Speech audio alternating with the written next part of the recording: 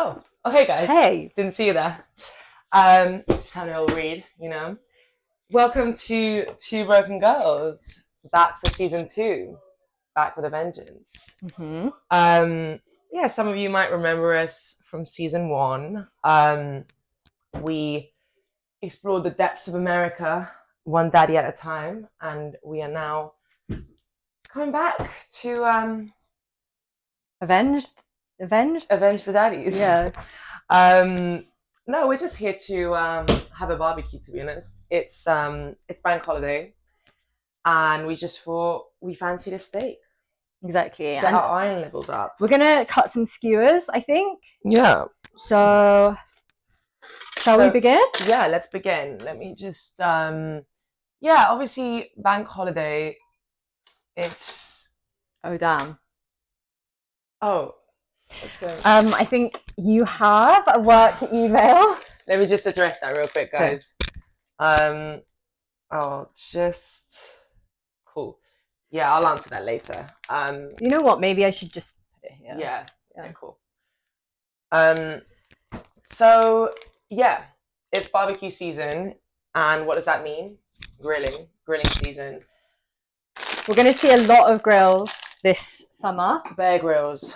Thought we'd whack out the George Foreman, a favorite. Yeah, and grilling. What does it mean? Like it can be a way of cooking. It can be a way of cooking. It can be. Yeah, what does it mean? I don't know. I think it just means a lot of like it's like the only type of cooking that men feel comfortable doing, I feel. Traditionally speaking, we've moved away from that. I mean, I don't think it's like as gendered anymore. But no, I think actually I was reading up on the whole grilling thing, and I think in the 50s when they kind of were like, right, we need a utensil to cook that hasn't yet been tapped into, where they could like find a new target audience, and who had not entered the realm of the kitchen yet, the man.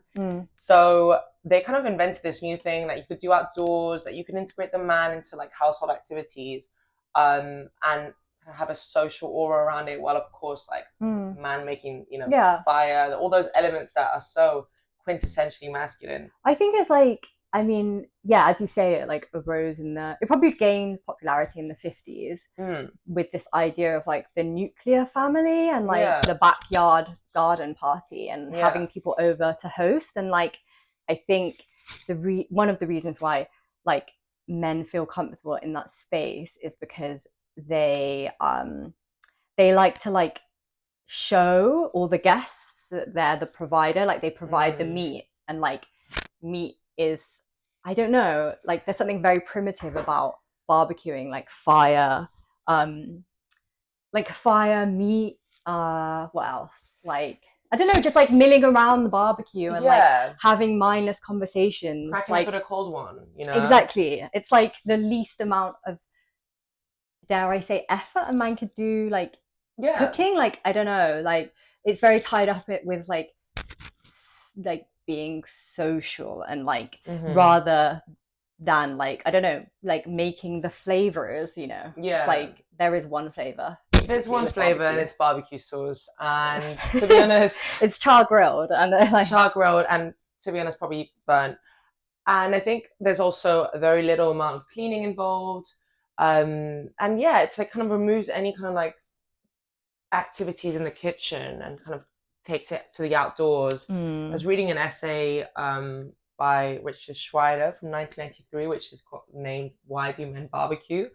and it was kind of like talking about the gender roles and how barbecuing had entered the arena of cooking, and for exactly those reasons. I think it's kind of like interesting because in like hunter-gatherer environments, like I mean prehistoric hunter-gatherer like societies, it's actually always been the woman that like prepare the grill, I think. And then I think just with this idea of like the nuclear family and it becoming like and them commodifying a grill, like it's then transferred over to like male territory. And I don't know, I wouldn't say I've got like one reason why, but I guess it's to do with like it also being outdoors as well. Like it's Yeah. not like within the confines of the kitchen. It's like outdoors, and the outdoors is associated with like being brave or something, you know? Yeah, like it's very masculine, like conceived ideas, like fire, meats, flesh, blood, the outdoors, and I think it just it was branded as such in the 50s, and it has just like piggybacked on the entire culture and become what we know as the male way of cooking. Yeah, I was like, I'm gonna say, I don't know about you, but I need a drink. I'm parched. Yeah. Thank you very much. This really hot weather. Sunrise, 3.4% alcoholic drink with zesty lime and sugar. Just freeze and serve. So, what would you say the temperature is? It's like a good 15 degrees, I would say. I'd outside. say it's like 72 it's actually Fahrenheit. Not that hot, but no, it's really not that hot. But it's I mean, this room is going to be so fucking hot when we start grilling this. Yeah. Like, we need an extractor fan. Realistically, this is obviously not safe. Don't try this at home. We never said it was safe, guys. But you know that what two broken girls bring to the table is the sense of we'll do stuff so you don't have to. Yeah, absolutely. I mean, walk so you can run. You know, from last season, we're brave. We're brave, like, honey. Some of those situations, Boston, and we do it again. I mean, right, how do you open this then? I mean, it's hot girl summer. Is it hot girl summer, Christian I don't know. autumn, or hot nerd fall? What do you reckon? Pick your. I think it's like angry girl summer. I think it's like angry girl summer because like now more than ever are my single friends like so fuming that they have to like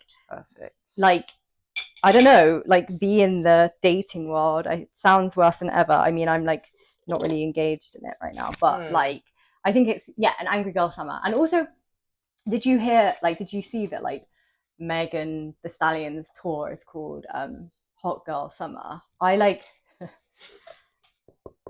Sorry guys, can we get tech on our 5? Yeah, I mean, I think that's coined the term, didn't she? I think that's I don't know. I just think it's so dated now. Like everything, every new term that comes out during summer is dead by the next summer. Like Hot Girl Summer was about 5 years ago, or wasn't it Drake that coined that? Wait, we have no plates. We're gonna have to chop the steak on the wood. Yeah. No, I thought it was Megan Thee Stallion, right? Oh, I mean, Hot I don't know. Girl Summer is all about having like just like really sturdy thighs, like squatted, make your own money, do your own nails, pay your own bills, and make sure you don't spill beef juice on your silk sheets. That's like, which brings me segue onto the next topic. To me, I mean, that's smelling done already. For real, because we like our beef raw. Fucking hell. You joking? Have you put it in already? Yeah, it's done. Right. Can I get? Oh shit! The logistics. What? Right. So. Okay. Right. I just have to pour my drink first because, like, I'm parched and Alan Partridge.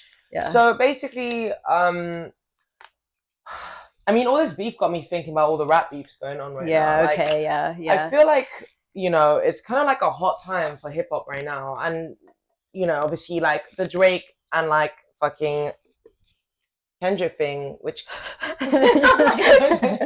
sweating. The Drake and Kendrick thing. Fuck. Okay, I'm gonna have to unplug this bitch. Whoa. It's done. It's giving health and safety. It's done. I mean, but yeah. Okay. Can we Yeah. Sorry, I'm not doing my job. Yeah. No, you always do, baby girl. Yeah. Thank you. So like, obviously, like rap battles have always been a way of like rappers displaying their like lyrical competences, like of like dissing each other and stuff. But I feel like recently, fuck. It's giving meat juice. All right. Have you got a towel? Okay, we're good. Wait, you good? Wait, Right. So, the same the hill I'm dying on. No, it's not today. Like not today, Satan. Yeah, it looks done. George Foreman on his last I mean, Jesus. I like my steak like I like my man. Okay. Okay. So it's kind of hot right now, and actually, there's been like some serious IRL like repercussions to this. Like, I had like a security 3rd degree bar. Yeah, no pun intended. Fuck. I heard the security, like one of Drake's security guard got shot. Yeah, I did. Yeah, and also like, but they've also been so quiet about that. Like since it was in the news, like I want to know more. I was like suddenly re-engaged. I got so bored because they were like releasing songs every day, and then the charts were like. Yeah, I mean, Kendrick's come on the. Wait, should we get the skews involved or no? I don't know. You know, I kind of think it could be like a little, yeah. Because right, well let's. You good? I'm just thinking, where should we put that steak? Oh yeah, on the chopping board. Sorry. Okay, fine. All right. Okay, just Sorry. There you go. Okay, this is a carnivore. Raw tongs from the other one, right? We're not trying to get salmonella over this. Well, it's beef. You can't. I mean, you can't get salmonella? No, so you can eat beef raw, can't you? All right, could you? Yeah, of course. I'm propping it up. Oh, actually, it's all good. It turns out it just. What have we got, chef? Let's see. Oh, so we got here. Fuck. It's shade mud. Overdone. It's that shade that they This is my hair color, actually, like cigarettes. My natural hair color. You know, when they did that survey, they were like, "What's the most like repulsive color to humankind?" And it turns out it was like this shade of brown, and then they changed all the cigarette packs to that. What is the shade? Just like mud. Okay. But yeah, so it's obviously kind of hot, but hot right now. But obviously, ultimately, it's all for financial gain, and it has. But they've been saying some real crazy shit. I mean, that Drake's like a pedophile, that he's got an illegitimate daughter somewhere. Well, yeah. What do you think about that? I mean, he did it before, right?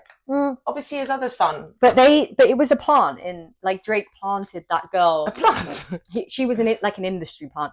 He which I thought was really clever. Kendrick Lamar. He obviously was like, you've got an illegitimate daughter. No, like you're hiding another daughter, and basically she was on Drake's team, and she like undercovered and like pretended to be Drake's daughter. It's not true, which I thought was like, I don't know, for as far as rap battles go, which is basically like loads of Soulja Boy just like absolutely cussing people out, but like it was relentless. Like, I don't know, it's kind of like a more clever diss to like, I mean, it's kind of giving method acting, you know. But did you see today there was like some new beef that just came out? Ooh. Yeah, so hot the press, guys. Now Drake is like is beefing Metro Booming. I mean, of course. Oh yeah, but like Metro. Yeah, he like released it's kind of catchy. I can't lie. It's called BBL Drizzy. Really? And, yeah, it's good. It's good because you know how like everyone calls him a woman, and like I do think he'd be more feminine than me. Like sometimes, I mean, yeah. Like wasn't there this thing about him getting a nose job or some shit? I mean, I think he's probably had way more work than that. Yeah, like he's He didn't look like that when his name was Jimmy in a wheelchair on Degrassi. Like, I'm telling you. So yeah, so Metro Boomin's just released the track, catchy, I will say, BBL Drizzy, but he didn't copyright the song, so Drake just rapped over it. So Drake, because it's a really good like rap beat. So Drake basically ripped the beat, the song, and and rapped over it. And I'm like, I don't know, I kind of feel like, even though I think Kendrick won the beef between those two, like lyrically, and he won financially too, considering like I think he went up by 45 on the charts, whereas Drake went down by 5. Yeah, so like he won, but I also think Drake was like a bit more like creative with it, like the way he like planted that poor like 10-year-old who like definitely should not be involved in like rap beef, but like whatever, like the way he planted her, and then now he's like rapped over Metro Booming's song. I'm kind of like yeah, like, and also Drake will make loads of money I think from that Metro Booming diss, because the song is like really catchy. So I think Drake's lost. Drake's lost. Yeah, but I think what, as a person, or he's lost a battle? I think he just like is a bit of a like he's kind of like lost his. I think he's lost more than he's gained from definitely the battle with Kendrick. But like, especially because his whole persona was just like, it's always been the nice man, you know, like he's not causing any problems, and I think he's now that's tainted that. Yeah, because he's like a woman, and he's like not. And what's worse than being a man? Yeah, he's not really like going Soldier Boy mode. Who's like Soldier Boy was like recently like What's the? Oh, I unplugged that. Oh yeah, what's the pepper? Char grilled peppers, eh? I kind of unplugged it for health and safety measures. But yeah, that shit. You know what? Okay, like I rate a George Foreman. I bought one for my dad for like his like I don't know 50th birthday or something. There's nothing this bitch can't cook. But is it there should be like different modes, like low mode, like slow mode. But that's what I like about it. You know, it's like I hate reading instructions. Like I'm like, for me, it's just like let's just keep it. Give me one of those corns, baby girl. Yeah, I know. This is a Two Broken Girl quintessential snack. Like, yeah. So, let me cut this open. Yeah, why do you cut it? Like, do we have a fork? Like, no. Oh, no, that'd be too much. Yeah, perfect. Yeah, it's all a bit much. But I mean, it kind of got me thinking about the ideas of toxic masculinity again, and I think like absolutely leather. But like exactly. I mean. It's I feel like this is like beef jerky already. Exactly. I mean, it's like so. What is this like a We cook this as if a dad had cooked this. Is this like a filet? Like what's it called? Like a min? What's the thin steak called? Filet mignon. Yeah. Is it this? I reckon. I mean, I think Lidl were channeling. They were, yeah. Maybe make it smaller so we can like. Yeah. Digest it into like lunchable sizes, bite size. But yeah, like I mean, another crazy thing I feel like. Do you know what? I mean, it just kind of got me thinking about this thing. I don't even know why I thought about this, but I was watching this documentary yesterday about how there's this like almost like a cult. It's giving cult in Scottsdale, Arizona, of all places. We were there. We went. It's I'm surprised we didn't get a daddy there because for real, like it was giving kind of dormant, affluent type beat town. Like how's your delicious actually? It's very minty. They've like nailed that. Like they really have that absolutely like faux mint flavor. For real. Shall I feed you? Yes, please. Let me get a smaller bit. Yeah. Perfect.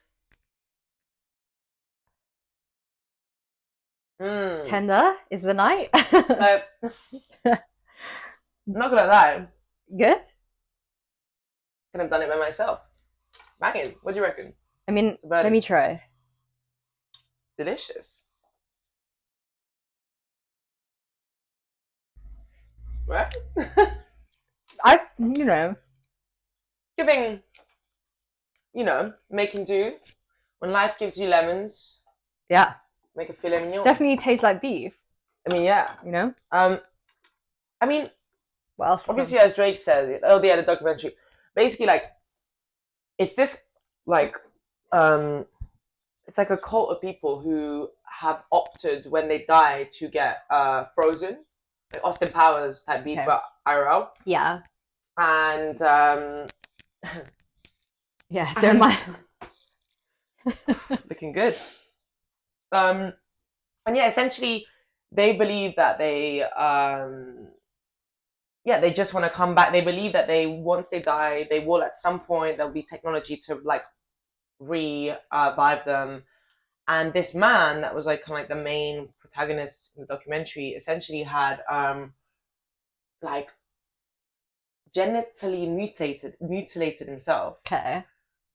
When he was like younger, because he just kept getting like sexual urges. Clearly, a lot of cheers. Yeah.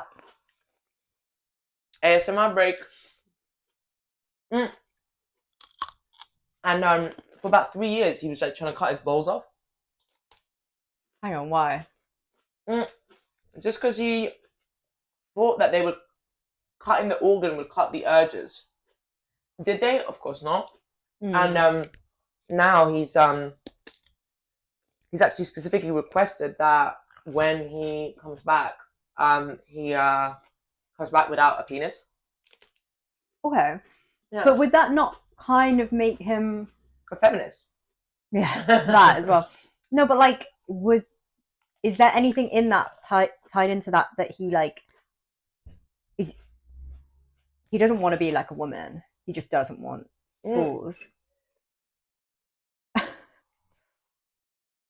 Is it everything okay over there? yeah, well, good. Hmm. Um, yeah, no, it wasn't giving like sex change. It was just giving. I think he just wanted to become asexual Hmm. while remaining a man, Okay. and yeah, like it kind of made me think of incels in a way, and it's like, oh, Who's that? there's like three Are they school looking in? kids working outside. Should we throw a pepper? Yeah, let's throw them a carrot. Hmm. Um, yeah, so let's see what the steak's saying. Does it pair nicely with the Hmm. cucumber? Yeah. Mmm, Hmm. delicious. Um, so the incel culture obviously is that Not bad. mm, is actually the whole term was coined by like literally like a lonely bisexual woman on the internet in the late 90s called Alana, and she like basically created a website called Alana's Involuntary Celibacy Project or some shit. And obviously now, as all things in the depths of the internet, it got corrupted, it got misused, it got hijacked. You know, like like the Yeah. frog who got corrupted by alt right and all other things. Vaporwave that got corrupted by Reddit. But yeah, essentially, it's kind of like funny this idea of like removing yourself from the realm of. It just reminded me of that guy in a way. Like it's like I don't want anything to do with women. It's like almost like it's funny that you asked, did he actually want to be a woman? It almost Hmm. makes me feel like he wanted nothing to do, not to be with, not to But is that anything. not because of his religion?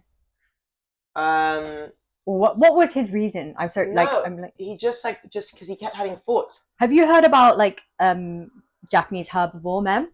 No. So there's a group of I guess men in Japan. I don't know if it's limited to I think it is limited to men, but they're called the Japanese herbivore men, Mm-hmm. and they like obviously Japan's population is decreasing Yeah, um not very because sexually. yeah they're not very sexually active, which is surprising because like a lot of their culture is very sexual, Mm-hmm. a very over sexualized culture.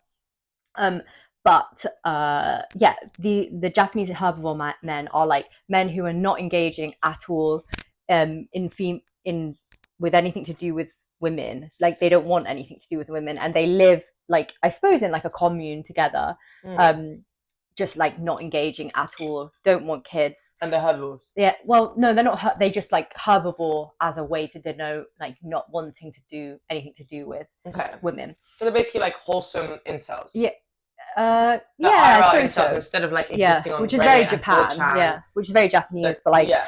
but like, I I don't know. I think like population like numbers are declining all over the Mm. world, and like that guy is, I suppose, probably just very in line to represent that. Like in the sense of he doesn't want kids, he doesn't want to have sex. Like Mm. that's representative of like I mean population rates have been declining for years now, Yeah. um and R.I.P. I That's suppose like perhaps there is something where we are moving like I mean I think people it's so clear people engage less like because of social media now. I actually mm. think it's adversely affecting like the way in which we interact with each other, and my kind of prediction for the future is that like everything will be like all social activities are going to be conducted from home. So like I don't think like with the rise of the Apple Vision Pro, like I think that's like a step towards avatars and like online creating an avatar. And so rather than using your face in social media, you use your avatar that you've created. And I kind of think that from yeah, sure. From like yeah, I think Gen Alpha are the first generation now to grow up with their parents being fully online. Like our parents aren't no, they're not online. but like for Gen the first Alpha, generation of having digitally born parents. Yeah, exactly. So because they're the first generation, I think they're going to be increasingly like embarrassed when they see their image of themselves as a younger child online. So like how they're, I think it's quite like I think they may find it quite humiliating growing up and seeing that their parents were like posting photos of them like everywhere as a baby. And I think that might kind of repel them from like putting their face online. That's why a lot of people now are like, I don't want my baby on. Yeah, exactly. And I think they're going to like turn their face to that like to like presenting their like real face, their face online, and instead create avatars. And I think the Apple Vision Pro is like kind of a step in that direction, and like of like this like moving away from your putting yourself there, but rather you put in like a something that represents you. And so it's like escapism in a way of like removing your personhood from the equation in a way that it's about privacy in a way, but it's also about like it's still about existing in the digital sphere, but without like leaving a bit of yourself in the. And I think there will still be people meeting each other online, but like I don't think there's so much. We're like very much de-emphasizing like human connection. I think that like people are going to be very happy having online relationships, like meeting friends online, which we all do now, like have like online friends in a way. But like I think all people we like only mainly interact with online, so like you like their stories or like their posts. But I think like we'll see people really connecting online, but just through like avatar based like imagery. And I think people are going to be content with having online relationships, like with the rise of AI, and now obviously people are racing to make more and more apps where you can like date an AI character. Like obviously Replica was one of the first of those apps. I think there's going to be more and more of those. And like I was listening to this interesting podcast, which I actually can't remember the name, but we can find and put in the show notes. But this woman was talking about, well, she had a disability or something that meant that she couldn't go outside, like, and it was like the internet was her outside basically. Yeah, she couldn't go out, and like it was particularly bad during the pandemic, so which deteriorated, and now she's pretty much like indoors bound for the whole for like every day. And because of that, she really just can't meet anyone. I can't remember what it was she had. I should have looked at it before, but so she can't like do so much outside of her house. And she started chatting to an AI character online, and never thought that she would like be in that situation. Like I don't think anyone ever thinks that they would like fall in love with her. But she did, and like it really kind of benefits her because she can't actually go outside, but she can still feel like romance and love with like this person she's met who online.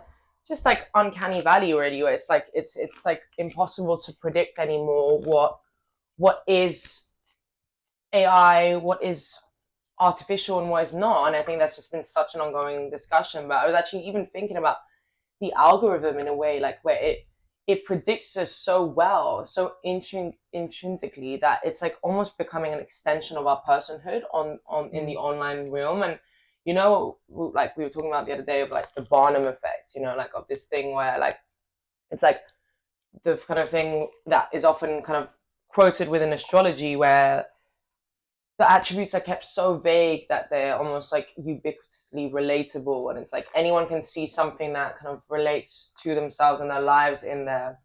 And I think like the algorithm is the same. It's like it almost becomes this thing where it's like, what came first, the chicken or the egg? Where it's like, did I create this through like what I've engaged with, what I've interacted with, the content that I've previously liked, or or is this like predetermining what I'm actually now into? And I think more and more, even with consumerism, where it's like consumption, like personalities are becoming what we consume as opposed to what we do, and I think that's why it's so enticing and feasible to kind of fall in love with an artificial, because it's quite literally regurgitating and digesting who we are and throwing it back at us in a way that's like it's like it's almost one step ahead of us in how much it knows about us. And it's because it's formulaic, but it also evolves.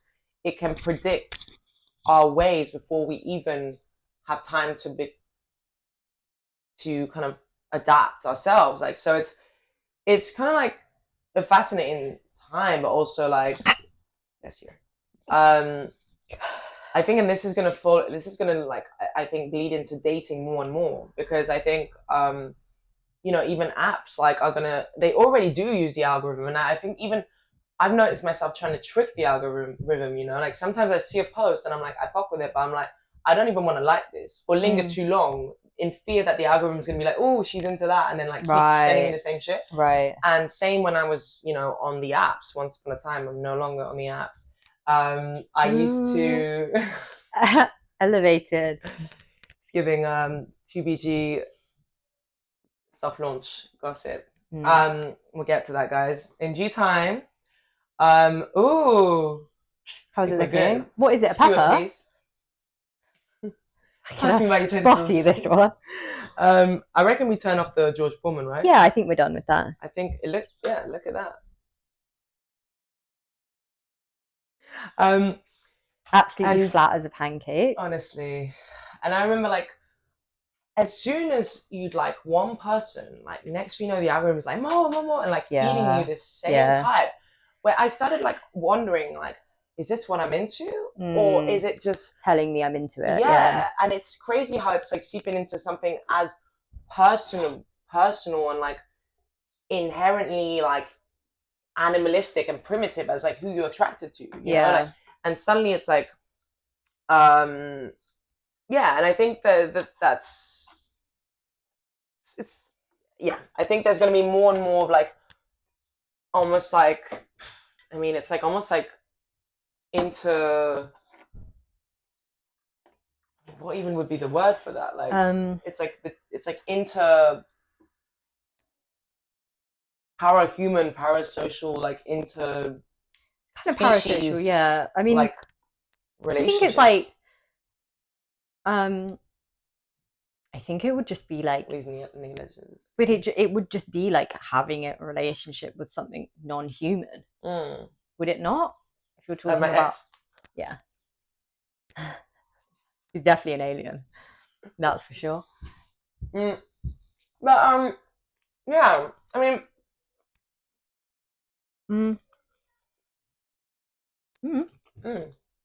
Pepper definitely char grown. Insane. Did you get all of this from Aldi?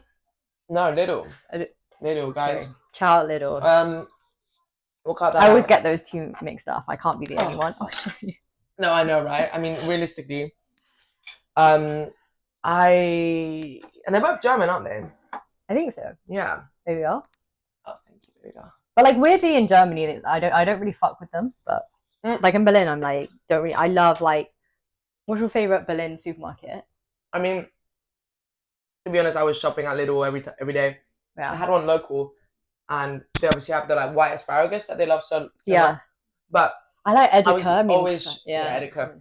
But I was always shopping at on sun in LA, like in the kind of like, you know, like Middle Eastern supermarkets and shit. Sure, yeah. That's where I was staying. My friend Yasmin lives.